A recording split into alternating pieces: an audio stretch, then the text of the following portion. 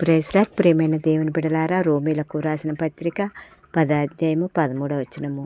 ఎందుకనగా ప్రభు నామమును బట్టి ప్రార్థన చేయవాడెవడో వాడు రక్షింపబడును. ప్రార్థన మన పరిస్థితులను మారుస్తుంది, కానీ మన జీవితాల్లో అన్నిటికీ సమయం ఉంటుంది, కానీ ప్రార్థనకి సమయం ఉండదు.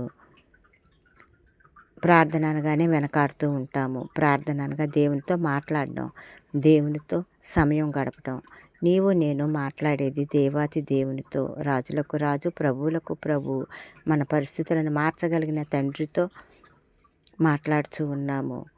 నిన్ను నన్ను సృష్టించిన సృష్టికర్త అయిన తండ్రికి మనం పడుతున్న బాధలను, వేదనను చెప్పుకున్నప్పుడు ఆ తండ్రి నీ పరిస్థితిని మార్చగలరు. మారాను మధురముగా మార్చిన దేవాతి దేవుడు నీ జీవితంలో, నా జీవితంలో ఉన్న చేదు సమస్యలను తీసివేసి ఆనందాన్ని ఇవ్వగలరు. కన్నీటితో ప్రార్థించు. తప్పకుండా నీ ప్రార్థన, నా ప్రార్థన